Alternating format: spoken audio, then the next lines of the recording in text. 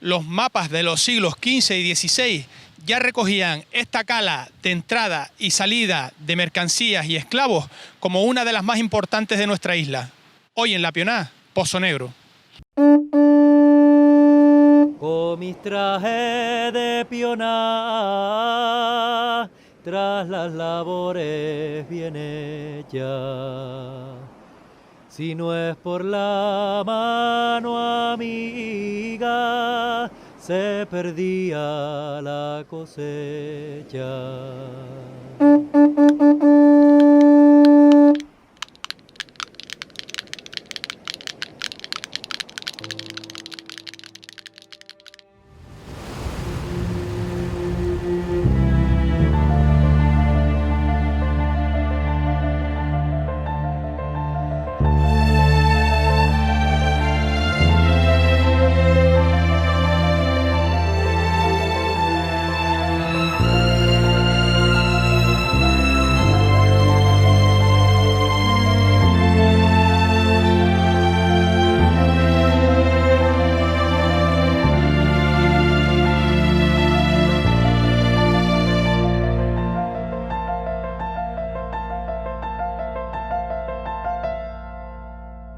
En 1426, en el primer mapa que da un nombre topográfico a las costas de Fuerteventura, el veneciano Giroldi nombra ya este lugar. Posteriormente aparecen en cartografías de Bianco en 1436 y Fernández en 1507. El puerto de Pozo Negro se utilizó como punto de llegada de algunas de las expediciones de Berbería. En el siglo XVII, este fue considerado como uno de los puertos más importantes de la isla.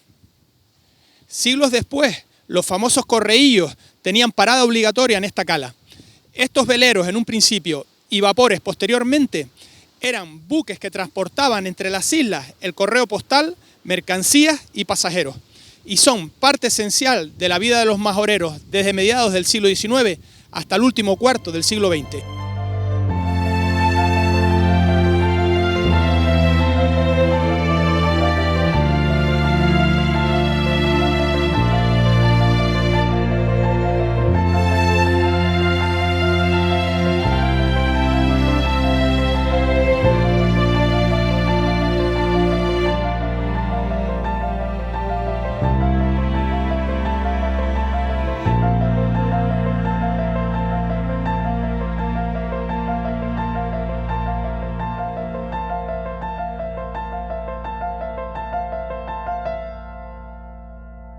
Pues nos encontramos aquí, en este bonito rincón del pueblo de Pozo Negro, en esta preciosa cala histórico, puerto de Fuerteventura, con una vecina histórica también, porque es de las que ha vivido aquí toda la vida, junto con sus tres hermanos, María del Carmen Pérez Pérez, más conocida como Mela. Bienvenida a La Pioná, Mela. Hola, buenas tardes. Bueno, cuéntame un poquito cómo ha sido tu vida en este pequeño pueblo de Pozo Negro. Nada, tranquila. Siempre aquí en la casa, del trabajo y tranquila. ¿Cómo se vive en Pozo Negro? Aparte de tranquilidad, entiendo que bueno, trabajaste algunos años en el albergue que ahora mismo está cerrado tristemente y bueno, eres cocinera, ahora en el paro, pero bueno, has pasado también buenos momentos aquí en el pueblo de Pozo Negro y sobre todo eso, en aquel albergue que tantos pasamos por allí mucho tiempo y bueno, que tristemente hoy está cerrado, ¿no? Sí, pasó mucha gente, tanto de aquí de la isla como de toda Canarias, grupos de niños, mayores, equipos de lucha, de fútbol, de políticos. Pero bueno, ahora está cerrado, ahora le tocó de estar cerrado, ahí está el ayuntamiento reparándolo un poquito, a ver si lo pone en marcha algún día. Vamos a ir para atrás, a cuando tú eras niña, tus padres vivían aquí, pescadores o pescador, tus hermanos creo que también. Bueno, cuéntanos cómo era esa vida de pescadores en este pueblo. Bueno, era una vida más tranquila, era nada. Nosotros íbamos al colegio en el transporte escolar, yo fui a Valles de Ortega y a Antigua, también mis hermanos, Después mi padre se dedicaba a la pesca, tenía también un ganadito de cabras y mi madre a los quehaceres de la casa. Cuéntanos qué hacía tu padre en la mar. ¿Elevaba nasas, pescaba viejas? Pescaba viejas sobre todo, también pescaba cordel y las nasas. ¿Y ese pescado dónde se vendía? ¿Aquí o también se lo vendía a otros pueblos de Fuerteventura? En el tiempo ese, que yo era pequeñita, así, y cuando mi padre empezó, porque él tuvo muchos años trabajando también en el cabotaje, se quedó en el año 1956, ya cuando nació el segundo hijo, porque ya eran 2 hijos para mi madre sola y el ganado y todo, entonces mi padre ya se quedó aquí y ya pegó a trabajar en la pesca aquí. Y nada, era tranquilo, el pescado lo vendían, o sea, aquello venía gente de Tiscamanita y de Agua de Bueyes y con burros y se lo llevaba. Bueno, y tu madre, bueno, pues aquí como bien decías, en los quehaceres que eran bastantes, sobre todo, bueno, cuidarlos a ustedes. ¿Qué recuerdos tiene tu madre? Porque procedía de Lanzarote. Sí, mi madre era de Lanzarote porque mi abuela materna era de Lanzarote y ella como tenía ya toda su familia, cuando iba ya a dar a luz, entonces se marchaba a Lanzarote, se embarcaba en los barcos que venían a traer cosas aquí como papas, batatas y todo eso y se iba para Lanzarote. Y a la semana por ahí ya volvía. Y de 9 hijos que tuvo mi abuela, 3 nacieron en Lanzarote. Bueno, antes era bastante frecuente de que se fuera al lugar de donde era la madre para dar a luz.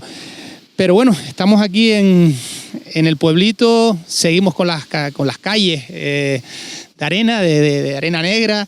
Eso, bajo mi punto de vista, es lo más bonito que puede tener un pueblo, esa identidad, porque al final si convertimos esto en asfalto, pues seguramente todo sería distinto.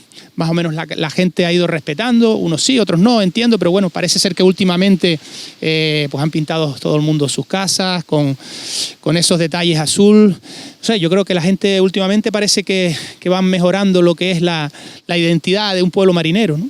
Sí, el año pasado, como el albergue lo arreglaron para la fiesta y lo pintaron todas las puertas de azul, le pusieron esas rayitas, entonces la gente parece que se motivó un poco y pegó también a hacerlo. La calle de atrás, menos 2 o 3 casitas que hay ahí, pero lo demás está muy bonito y bueno, pero todavía falta que la gente, lo que pasa también es que la gente pegaron a poner aluminio, cosa que no en la playa no pega, por así decirlo, pero bueno, ahora lo han modificado un poco, poniéndole unas rayitas azules y bueno, ahí está, vamos poquito a poco, vamos avanzando. Bueno, ella es una luchadora por defender la identidad, lógicamente, la idiosincrasia de este pueblo. Y bueno, vamos a animar también a esos vecinos a que colaboren también, porque aquí no hay asociación vecinal, pero bueno, tú sí te has encargado algunos años de lo que es la fiesta de San Juan. Sí, sobre todo el año pasado, que estuvo bastante bien. La gente tenía ganas de divertirse porque salíamos de todo lo que es la pandemia, el COVID, todo eso. Y el año pasado, y ahí poquito a poco también se va avanzando un poquito más en la fiesta también. Entiendo que tienes colaboración del Ayuntamiento de Antigua y bueno, y ustedes pues moverse un poco para conseguir el resto de las cosas, como todos los pueblos prácticamente, ¿no? Sí, hay que ir poquito a poco, lo que pasa que claro, a no haber una asociación ni alguien que le lleve sus quejas ni nada, pues así estamos. Bueno, ¿y no hay ninguna posibilidad de formar una asociación vecinal en el pueblo de Pozo Negro? Bueno, posibilidad yo creo que haya, porque se junta la gente, lo que pasa que claro, es que a tan poquitos vecinos que somos, pero bueno, yo creo que si los vecinos estos los juntamos con la gente vacacional, que están 3 o 4 meses aquí debajo, y las cosas, algo de cultural, como talleres y todo eso, se hace en el tiempo vacacional, no en el tiempo de invierno, sino en tiempo de vacacional, yo creo que sea un buen proyecto y que la gente se anime, porque yo por lo menos he intentado de hablar con mis vecinos, esta parte de aquí arriba, con mis vecinos así, y ellos están bastante que todo se haga en el verano, y entonces yo creo que la gente va a cooperar. Bueno, vamos a ver si se ilusionan esos vecinos del pueblo de Pozzonero, un pueblo, repetimos, un pueblo histórico, un pueblo que desde hace muchos siglos es una cala importante en el transporte, sobre todo de mercancías y de personas. Y bueno, eso yo creo que hay que ponerlo en valor, ¿no? Hay que darle pues difusión a esa historia que tiene este pueblo, y bueno, pues personas como Mela pues tienen que luchar, pero necesita, claro, la ayuda del resto de los vecinos, porque hay que decir que habrán unos 50 vecinos que permanecen aquí durante todo el año, pero que en verano la cosa cambia, ¿no? Y viene muchísima gente a Pozzonero. Por lo tanto, sí que es verdad que a lo mejor en esos meses de verano es cuando se debería hacer un poquito esos talleres y esas actividades, ¿no, Mela? Yo creo que sí, prácticamente aquí en Pozzonero nunca se ha hecho ninguna actividad de decir, no sé, un taller de palma, un taller de repostería o cualquier otro taller, nunca se ha hecho nada. Más bien, nada. Yo solamente tengo 59 años y solamente recuerdo una vez que se puso un bando para que en el ayuntamiento para reunirse con los vecinos. Y mi padre, que murió de 90 años, nunca le oí que ningún alcalde del municipio viniera a reunirse con los vecinos. Y yo solamente, como te digo, una vez nada más, que fue con Nari cuando estaba de alcaldesa. ¿Crees entonces que puede ser el pueblo olvidado por el municipio? Un poquillo olvidado sí está. Bueno, pues vamos a ver si también animamos a esos políticos del Ayuntamiento de Antigua a que piensen un poquito también en el pueblo de Pozzonero, que repito, más historia que Pozzonero no existe en este municipio, eso sí está claro. Y bueno, animarte también a ti, Mela, a que sigas trabajando, porque es duro cuando uno se ve solo muchas veces. Y bueno, también animar también al resto de los vecinos a ver si conseguimos desde aquí, desde La Pionà, pues en el día de hoy animar a ver si se puede formar una asociación vecinal, que yo creo que sería lo ideal, ¿verdad? Yo creo que sí, porque ya habría reuniones con los vecinos y ya se informaría al ayuntamiento de lo que se acordarían con los vecinos. Es que tampoco queremos grandes cosas, no queremos ni piche en las calles, no queremos edificaciones de edificios, nada, un poquito de limpieza en el pueblo, ordenación y nada más. Sí, quizás la ordenación es lo más importante, porque si no al final pierde lo que hemos dicho, ¿no? Esa identidad clásica de un pueblo marinero que por lo menos Pozzonero pues en cierta manera lo mantiene, y no como otros que el turismo muchas veces y la masificación han hecho que se pierda esa identidad. Pues Mela, muchísimas gracias por estar en La Pionà, animarte a seguir luchando por tu pueblo, y nosotros seguimos conociendo el pueblo de Pozzonero.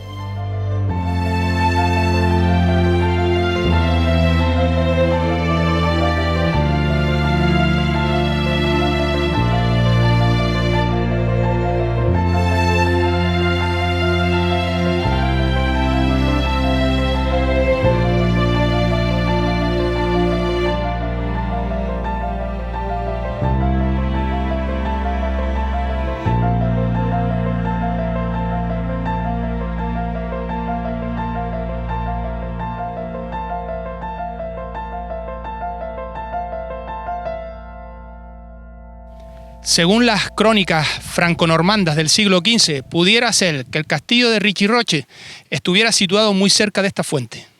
Aquí, en la zona conocida como el Saladillo, encontramos muy probablemente uno de los lugares elegidos por John de Betancourt para construir una de sus fortificaciones. En Le Canarien, donde se describen las crónicas de la época, se dice que los majos, antiguos pobladores de la isla, destruyeron totalmente el castillo de Richiroche en octubre de 1404.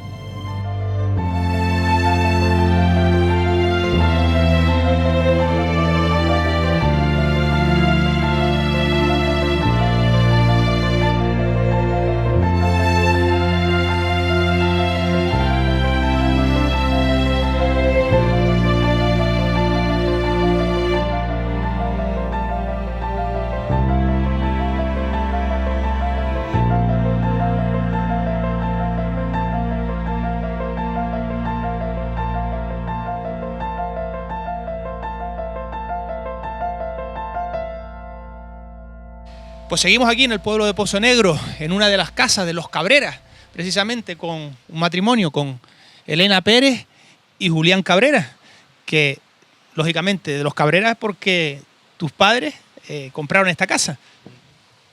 Sí, compró esta casa, pues un vecino que había aquí, se marchó de aquí y se la dejó por 1 peseta, 2 pesetas por las vigas que tenía. Y mi padre la compró y pegó a vivir aquí con su mujer y sus hijos hasta que se fue por Saladillo. Bueno, no sabemos si naciste aquí o en el Saladillo, pero bueno, en esta zona de Pozo Negro naciste. Si nací aquí me fui muy pequeñito para arriba. ¿Y por qué te fuiste al Saladillo, Julián? Porque mi padre por la labranza y el ganado, y pues más tarde con los tomateros. Con los tomateros también y con la ganadería, también estuviste tú también desde pequeña trabajando y después en Gran Tarajal. Estuve en Gran Tarajal, después estuve en Plantas Nuevas también 6 meses y después cuidando chiquillos. Cuidando chiquillos y cuidando ganado en el Valle de Haifa. Eso fue antes de ir a Plantas Nuevas, eso fue soltera.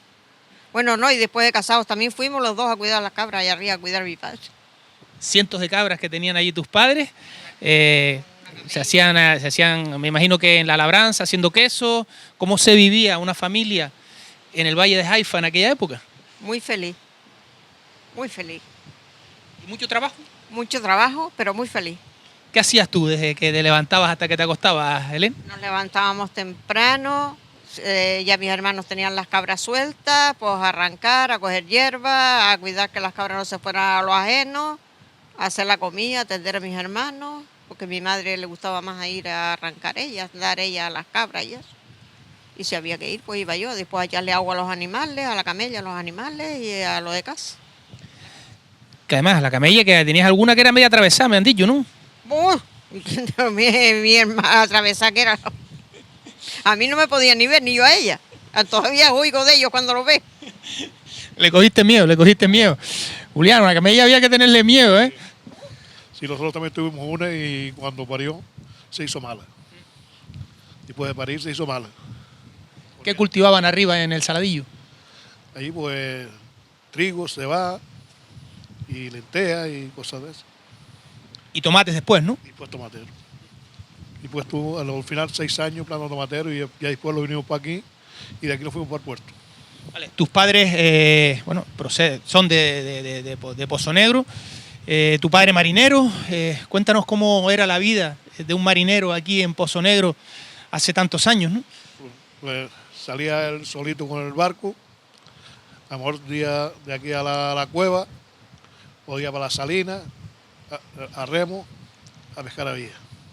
Y venía por la tarde, mi madre le llevó a varar el barquito, y venía con la caja de vieja, la soltaba aquí abajo, los tableros hasta aquí, a jarearla. Y mi madre lavando, y él jareando. Y pues le llevaba a asar, y al otro día por la mañana, mi madre las lavaba, por ese día a pescar, y las tendía. Aquí había un tendido que era de piedra, y ahí tendía, y no había mosca ni nada en ese tiempo. Y mi madre se encargaba del pescado y él la pesca. ¿Y dónde vendía el pescado tu padre, Julián? Porque antes se venía y se llevaban muchos sacos de vieja para Tenerife, la vieja seca. Y ahí la vendía y unas cambiaba por higos, por tuno, por trigo, porque salía a comprar y dice que no había. Y entonces hacía cambio. Y después como estuvo con Vitoriano o el padre de Mela, el pescado sí lo vendía, que venía un comprador en un burro y lo vendía para el campo. Y así le escapaba. Es curioso, ¿no? Como Mela nos contaba eso, la vida de un marinero, ¿no? Lo dura que era. Como dura también tuvo que ser para ti, Elena, venirte a Pozo Negro, de escuchar el silencio del Valle de Haifa a escuchar el mar. Al principio te costaba hasta dormirte, ¿no? Con el ruido del mar. Aún día de hoy. Yo con el ruido del mar me desvelo, no me vengo a dormir ya por la mañana, cerca del día. Yo no me gusta. Y más, si veo alguna película o algo, ya pego a darle vuelta y ya. ¿Cómo conociste al amigo Julián? Yo ya lo conocía porque él tenía un hermano que vivía en La Soma y entonces iba a casa del hermano y yo iba también allí. Cuando vino con padrino, pues por casa de mi padre y luego venía para para Casillas al Baile y seguimos para Casillas al Baile, mi madre, mi hermano y yo. Bueno, y de ese matrimonio, ¿cuántos hijos? 5, gracias a Dios. 5. 5 hijos, 9 nietos, si no recuerdo mal. Bueno, los nietos me imagino que serán trastosillos, pero bueno, ¿los controlas o...? La verdad, son buenísimos. ¿Sí? Son buenísimos. Bueno, pues todo, yo creo que todos no tienen la misma suerte, ¿eh? Muy tranquilitos y son muy buenos niños. Sí, la verdad, no porque sean mis nietos, pero son muy buenos niños. Y muy buenas niñas, estudiantes. Y Cuéntanos un poquito cómo era el trabajo de empaquetar allá en Gran Trajal. eso es coger el tomate, envolverlo en las cajitas y mandar para allá. Y a veces hasta la 1, a las 2 de la mañana, porque el barco estaba esperando en el muelle para que nosotras termináramos. Hay que saber que también que este puerto se traía y se embarcaba mucha mercancía. Tiene una importancia muy grande lo que es esta zona de Pozo Negro. ¿Y tú recuerdas los correillos aquí, Julián? O más tus padres a lo mejor. Padre, sí, pero yo no me acuerdo de los corregidos, sino por el puerto y por Entrajar. No en el muelle, sino fondeado afuera y cogíamos la lancha para embarcar. Pero aquí sí, lo único eran los barquitos estos, los veleros. Eso sí ya paraban ahí a buscar agua o eso. Pero correos aquí no, yo no llegué a ver. ¿Y quién les llevaba el agua? Es decir, los propios pescadores. Sí, mi padre llegó a echar el barquillo ese y con unos barriles que se usaban otros barriles eso, y le llevaba unos barriles de agua a ellos ahí, a los marineros. Y ellos le daban pescado, le daban gofio. ¿Les llevaba también el gofio y pescado ahí a los barcos? No, el barco le daba a mi padre pescado y gofio por el agua. Pero el gofio una vez era muy malo. El gofio estaba picado y Casi no lo comemos. ¿Y de dónde cogían el agua? El agua dulce, ¿de dónde la cogían? Del pocito que era, del pozo que está allí. De los 2 pozos que están allí. No, el otro no, el Condorcet no tenía agua. Estaba tapado, del de arriba. Es que tiene poquita agua, porque están tullidos de piedra, los chiquillos tiran piedra y tal, pero allí daba agua, eso. Daban agua a montones de camellos. Y allí donde cogía mi padre, eso se lo llevaba y ellos contentos, los pobres marineros que llevaban, quién sabe el tiempo iban navegando allá a velas ahí. Cuando había viento, pues mira, caminaban, pero... Y en la época del Saladillo también ibas al colegio, ¿no? Sí, digamos al colegio de los valles. Y tendrías que caminar un tramo largo hasta la carretera. O cruzar el Tormalpey hasta el otro lado, allá, hasta el lado del Cabildo, Y eso todos los días. todos los días. Y después llegabas y a ayudar. Al ganado. Y al ganado, si no, a coger tomates o a cijar o lo que fuera. Hay que decir que toda esta zona, Monteagudo, Pozo Negro, siempre ha sido una zona de mancomún, de ganado de costa. Y bueno, hay muchas gambuesas por aquí y bueno, las apañadas también es una tradición que no podemos perder y que tú has estado durante muchos años en ellas, ¿no? Y yo fui muchas veces a la mañana. Corrí mucho ahí, ya hoy no corre, sino el saltadero entra dentro y allí las cogen y ya está. Y por un lado está bien que no sufren los animales, ¿no? Pero antes sí había que correr. Una vez me quería mandar por la piconera, digo, bueno, no voy sin lata ninguna. Entonces, como si dice que va a mandar muchachos por ahí que no sale. Hay zonas jodidas. Los areneros que es enfrente del Cabildo para arriba, eso si no lleva una lata no pasa. El otro quería mandarme por allí y le dije, no, que va. Y el carnet. ¿Fuiste a apañadas alguna vez? No. Tus padres sí. Tampoco. ¿Tu padre tampoco? O sea, el ganado lo tenía allí dentro del Valle de Haifa. Sí, el ganado era manso dentro del Valle de Haifa. Sí. ¿Y a quién vendían ellos la leche? Hacían queso. Mi madre hacía que no vendió leche nunca, hacía queso y lo llevaba a una tiendita que había en las Somagas de Barrera, que en paz descanse, Domingos Barrera, que en paz descanse, ahí recogían el queso. Aparte de que venía gente por allí, siempre para Tenerife solían demandar también. Que venían, que era de tren pasado y compraban queso y lo llevaban para otros sitios. Pero normalmente se llevaba a la Somaga, a Casa Barrera. Y allí se compraba y todo. Me imagino que verías, ahora ver el Valle de Haifa no tiene nada que ver con como lo vistes tú. Precioso, aquello todo arreglado, sus pareditas, todo arado, todo florecido. ¿Qué recuerdos tienes de aquel Valle de Haifa que que siempre ha sido muy bonito, pero que últimamente, bueno, pues se ha descuidado mucho y que, bueno, ya no se ve esa imagen, ¿no?, que tenía el Valle de Haifa, ¿no? Sí, la verdad que aquello había muchas higueras y aquellas gavias estaban siempre verditas, arregladas.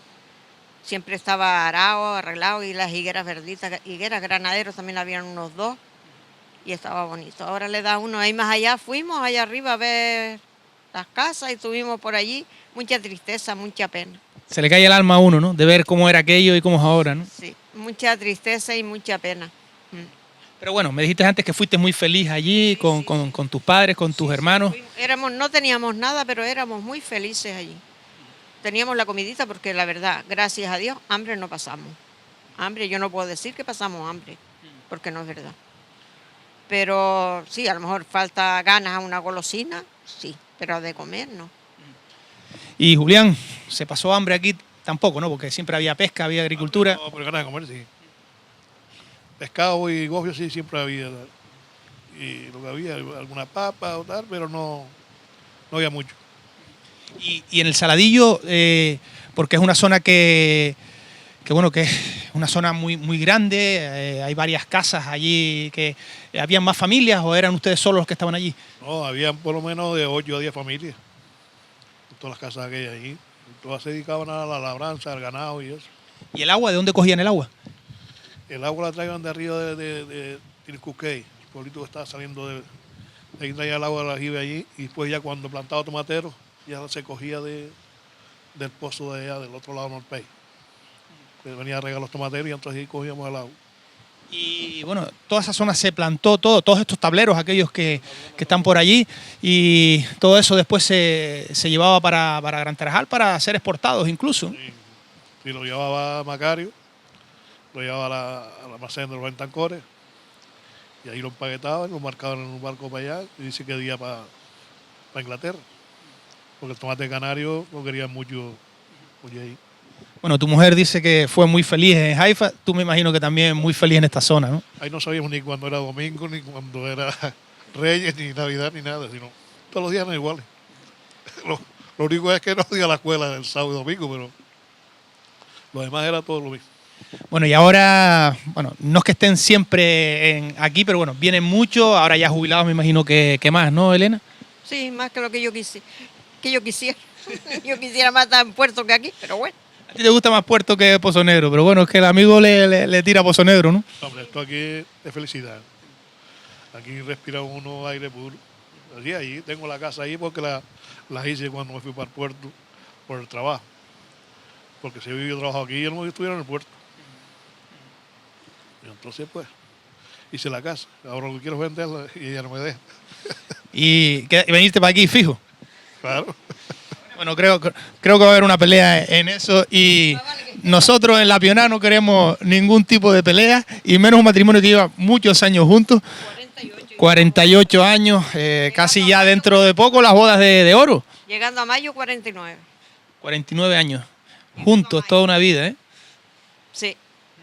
Bueno, pues yo creo que podemos entonces ya felicitarla, aunque falta un añito y un poquito, a este matrimonio que nos ha abierto pues sus puertas para hacer esta pequeña entrevista. Hemos querido pues también, bueno, pues hablar con gente del pueblo, gente que ha vivido aquí, como Julián y como Elena. Y bueno, sin más, agradeciéndoles tanto a Julián como a Elena que hayan estado en La Pionada. Seguimos buscando más protagonistas en el pueblo de Pozo Negro.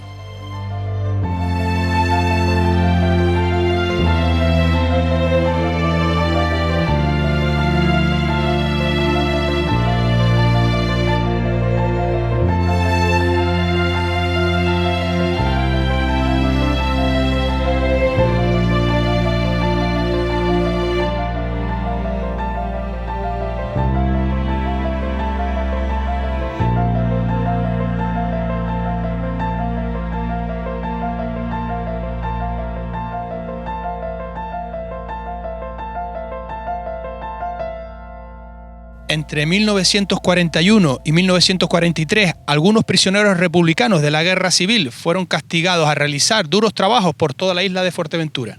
El batallón disciplinario 91 fortificó la isla a base de nidos de ametralladora y baterías de costa y realizaron trabajos de obras públicas en fincas y en empresas particulares. En acta del 15 de mayo de 1942, la comisión gestora del Cabildo de Fuerteventura, que presidía Lorenzo Castañeira, daba cuenta del estado de las obras en el tercer trozo, en el camino vecinal de Pozo Negro. El documental Palabras de Piel recogía palabras de Luis Pascual Llorente, uno de aquellos presos del batallón 91 que estuvo en este pueblo. Pozo Negro fue, por tanto, uno de los lugares de nuestra isla donde, malviviendo en chabolas, permanecieron personas como Luis Pascual Llorente. Desde la Pioná, hoy queremos homenajear a estos grandes olvidados de nuestra historia reciente. Cada compañía tenía su personal que mandaba. Y claro, dependían los castigos de ese señor. En cambio, mira, en Fuerteventura creo que fue un desastre. Allí creo que fue desastre porque creo que murieron una cantidad de compañeros grandes, sí. Por castigos y por cosas, ¿no? Por hambre y demás. Las Palmas fue también otra cosa, pero no fue tan duro como fue la de Fuerteventura. Ahí nos recibió un grupo de militares, de soldados con el mando del comandante de plaza. Comandante de plaza sería pues coronel, un teniente coronel, una categoría así, entonces no lo sabía.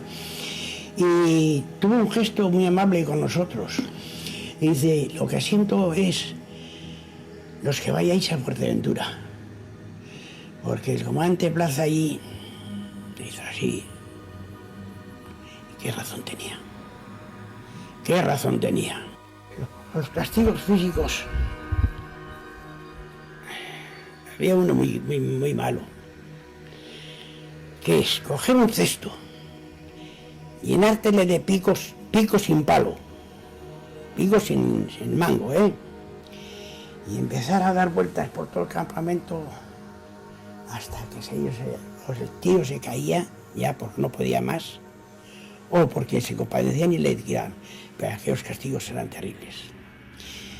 Y otro castigo que había era abofetearse uno a otro. Dale una bofetada a ese. Ahora tú a ese. Dale más fuerte. Y dale fuerte. Y se pegaban palizas, verdaderamente palizas. Denigrante, humillante. Así que físicamente y psíquicamente estabas destrozado. Eso fue en Fuerteventura. Nos tocó unos soldados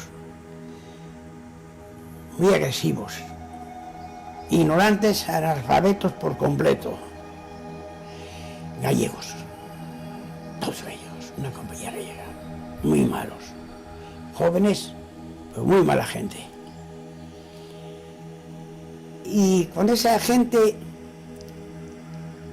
tuvimos problemas porque teníamos que escaparnos por la noche para buscar gofio, porque de esto, ahí se ve la pérola en una de esas pérolas, no veas más que eso.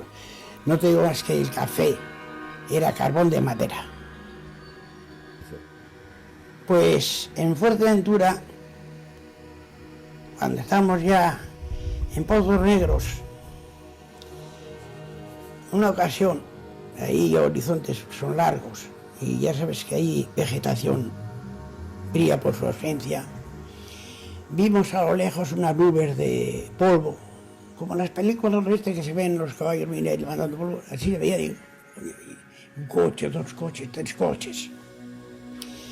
Y venía el comandante de plaza de Fuerteventura. Y llega allí, se presenta el alférez nuestro, se juega ahí. ¿Cuántos forman aquí? Pues estábamos todos formados, ¿eh? ¿Cuántos forman aquí? Pues tantos y 4 enfermos. ¿Enfermos? Aquí no hay enfermos. Todos aquí. Usted también es rojo, le dijo al alférez. Y cuando estábamos formándose ahí, estando echada la arenga que nos echó agresiva toda, uno un chico de Valladolid que está de peso, pues de estas cosas que si de la mosca, que si se movió así, se metió entre la fila, le metió unos fustazos, se tiró al suelo, bueno, la hostia de esas. Bueno, pues cuando se marchó, pues todos acojonados. Teníamos que traer el agua en unos bidones grandes que había de 250 litros, no de estos normales que hay de aceite de grandes, no. Llevan 2 anillos de hierro por allí. Y teníamos que traerles, ir a Pozos Negros, llenarlos de agua, Pozos Negros de un pozo artesanal, llenar de agua y después rodando por toda aquella tierra que es tierra volcánica, que es como arena, pues se te clava y venga, ahí entre 3, venga, bueno. Cuando llegamos allí al batallón con el bidón, pues los soldados lo empleaban para ducharse, para lavarse ropa, pues gastándolo alegremente, pues que si se acababa el bidón, los soldados tenían que ir a buscar más, ¿no? Llega un momento en que te dejas llevar. No tienes idea, no tienes iniciativa ninguna. Tú dicen por aquí, vas por allí. Es que ha llegado un momento que no eres nadie.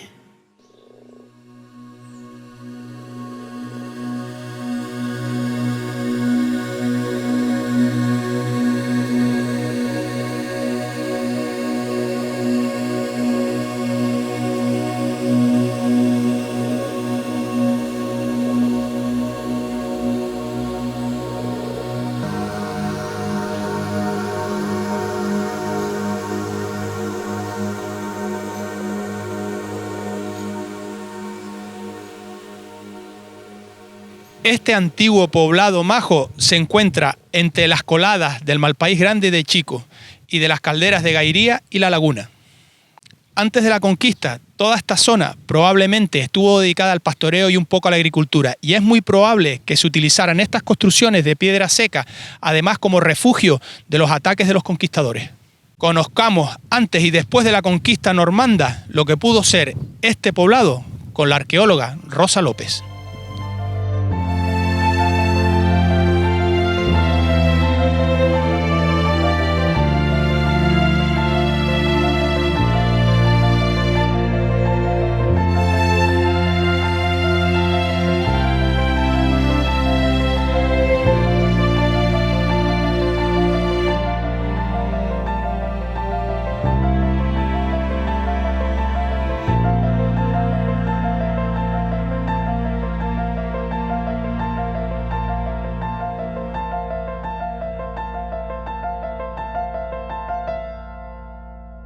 Pues nos encontramos aquí, posiblemente en el lugar más conocido y más importante del pueblo de Pozo Negro, muy cerca del propio poblado, con Rosa López, arqueóloga.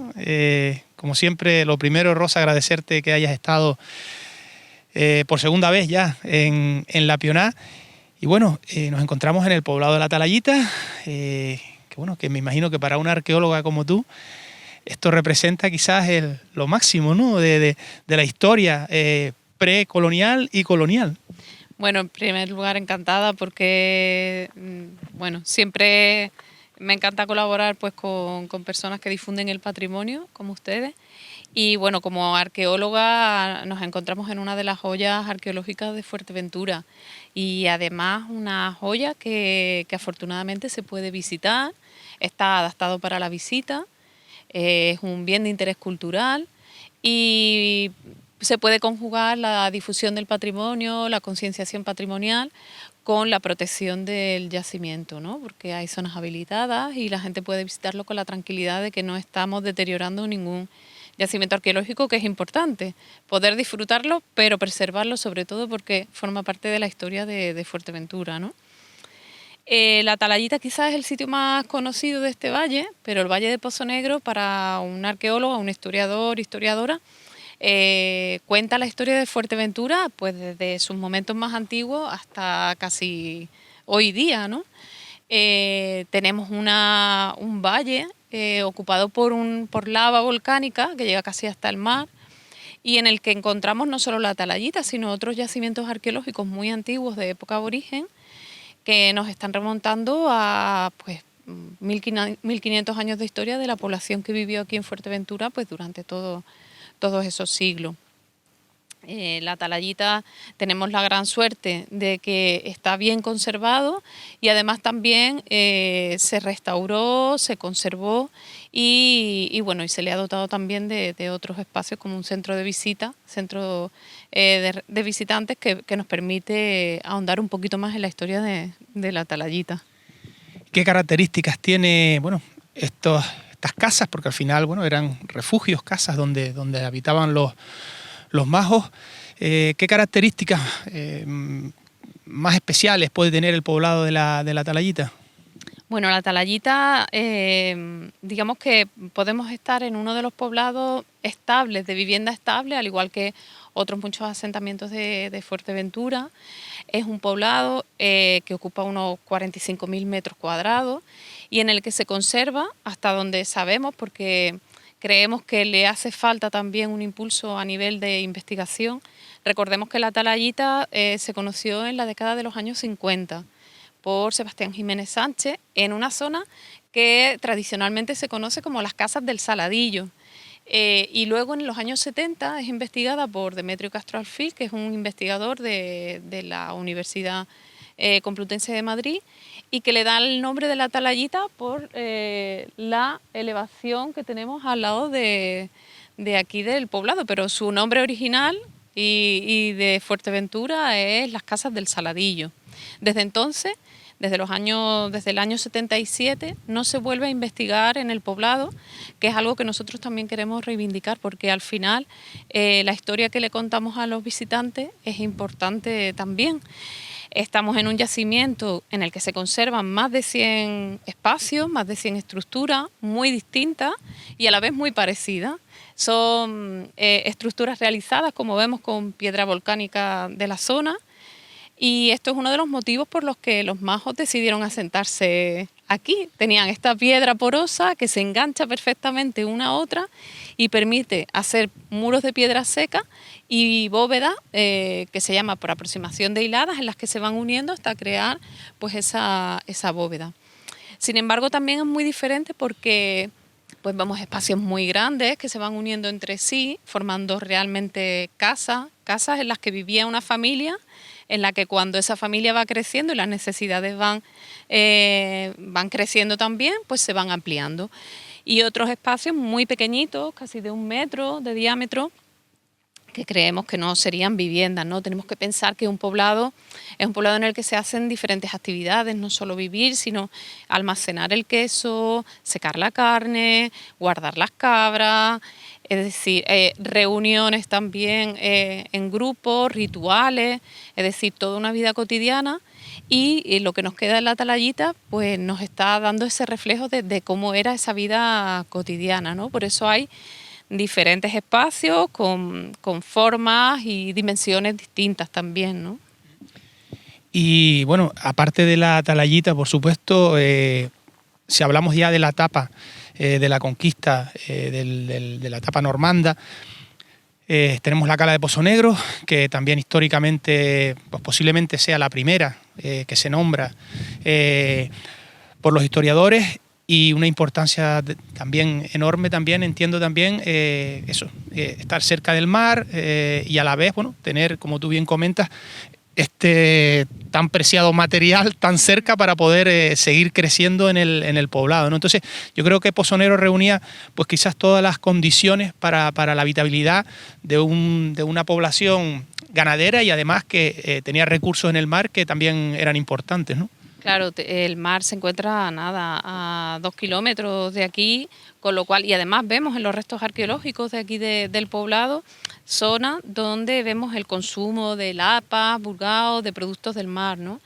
Pero además es una zona también en la que se crean de manera natural encharcamientos de agua que permiten una agricultura que hasta hace poco desconocíamos que tenían, pero la tenían, y sobre todo es una zona ganadera, tradicionalmente ganadera, porque además luego ha pervivido como mancomún y zona de costa para los vecinos de Antigua.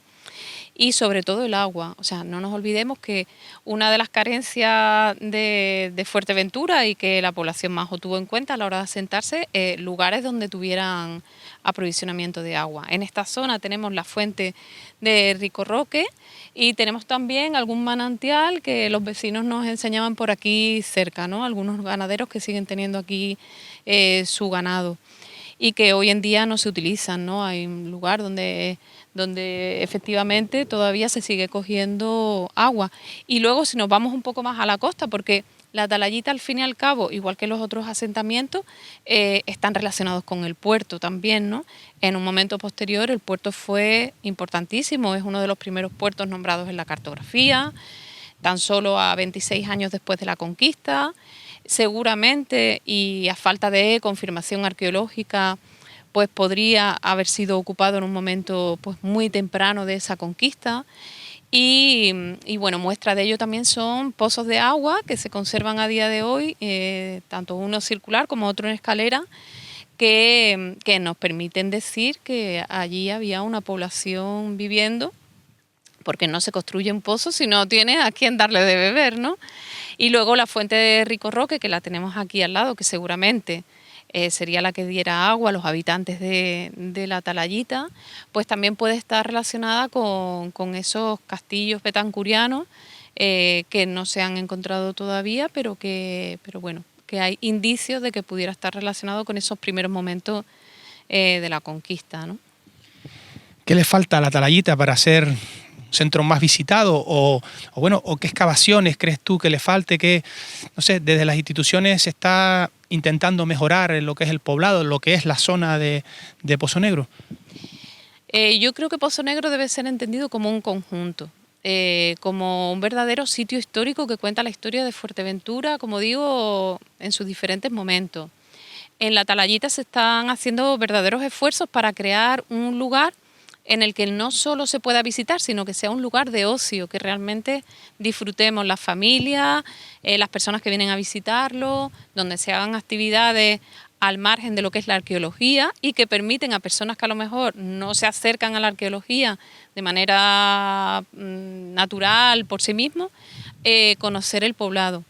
Sí que necesita un impulso a nivel de investigación, porque no sabemos en qué momento se pobló la Atalayita, no tenemos ninguna fecha, ninguna datación de radiocarbono que nos permita decir en qué momento los majos llegaron aquí, en qué momento se fueron, si estuvo relacionado con esos momentos de la conquista o fue uno de los primeros poblados de la isla, cómo fue creciendo. Entonces, el patrimonio no puede contarse sin el patrimonio, es decir, no podemos contar la historia de la Atalayita sin ahondar en la investigación de la Atalayita.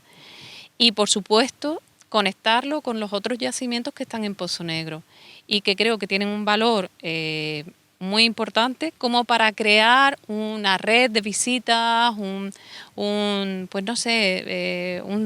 una conexión entre esos yacimientos que se puedan hacer visitables y que la gente los pueda disfrutar, conocer y acercarse a un entorno que es único. Como arqueóloga, aunque no se data o no se sabe bien pues la edad aproximada del poblado, pero a nivel de restos arqueológicos, ¿qué se ha encontrado? Y si se puede, aunque dices que no es seguro, pero ¿qué se ha encontrado para poder datar aproximadamente esta zona? Bueno, la Atalayita sabemos que es un lugar que estuvo ocupado en época aborigen, pero claro, el periodo aborigen es muy amplio. Comienza en torno al cambio de era, el siglo I, y acaba en el siglo XV, son 1500 años de historia, y por el momento no tenemos, aunque tenemos restos arqueológicos aborígenes, pero pueden ser de cualquier ese periodo tan amplio. Y luego sí que tenemos cerámicas y restos arqueológicos posteriores a la conquista, cerámicas que vienen de importación, cerámicas hechas a torno, que no corresponden a la manera tradicional ni de los majos ni posterior de Fuerteventura, que nos está indicando un uso y una reutilización tanto de la Atalayita como de la zona de Pozo Negro en momentos posteriores. Entonces tenemos como dos grandes cajones que nos harían falta pues ir afinando para poder entender muy bien si hubo relación entre las dos poblaciones, ¿no? Vemos como en la zona de Los Pozos hay una zona donde hay un yacimiento aborigen muy cerca de un lugar donde parece que hay cerámica posterior relacionada con la conquista, y no sabemos si realmente esas dos poblaciones convivieron o no en ese momento, ¿no? O simplemente después de la conquista los majos decidieron abandonar una zona habitada por ellos durante un largo tiempo. Se refugiaron en la zona interior o en las zonas altas. Entonces nos falta todavía poder ir afinando un poquito más entre esos dos grandes bloques, periodos de la historia de Fuerteventura, ¿no? ¿Cuánto nos queda entonces por aprender, verdad, Rosa? Pero bueno, lo que sí, hemos aprendido muchísimo, por lo menos ahora, en estos minutitos con Rosa. Y bueno, como siempre, Rosa, como te comenté en el inicio del programa, gracias por estar en La Pioná. Y bueno, no sé, alguna cosita que se nos quede de este precioso poblado, que vamos a ir viendo imágenes de él, algún detalle, alguna anécdota que te haya pasado en esta zona, no sé, cuéntanos una pequeña anécdota para finalizar lo que es la entrevista. Pues mira, una nueva experiencia que tuvimos hace poco con una visita compartida con mi compañero Juan Miguel Torres, ¿no? Que hacemos una visita desde el poblado hasta el puerto de Pozo Negro, es que intentamos que la gente piense y surgen muchísimas ideas de cómo pudo ser la Atalayita, de por qué estos muros son así, ¿no? Y claro, siempre se ha hablado de los muros de piedra seca, de que pudieron estar con torta de barro impermeabilizado, que no hemos encontrado todavía, ¿no? Y hace poco descubrimos que efectivamente cuando llueve, si tú te metes dentro, la lluvia te cae. Entonces siempre aprovechamos como decimos, esas caminatas conversadas con la gente para que se hagan preguntas, que no dejen de hacerse preguntas. Los arqueólogos y los historiadores no tenemos las verdades absolutas. Y esa manera de visitar el poblado me parece que es muy enriquecedora para todos, para los que trabajamos en esta profesión, pero también para el resto de personas que formen parte del relato histórico, ¿no? de los sitios.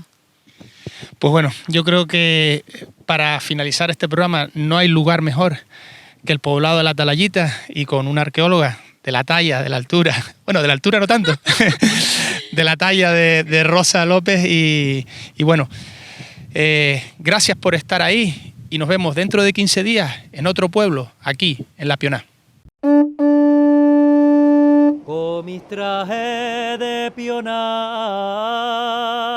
tras las labores bien hechas. Si no es por la mano amiga, se perdía la cosecha.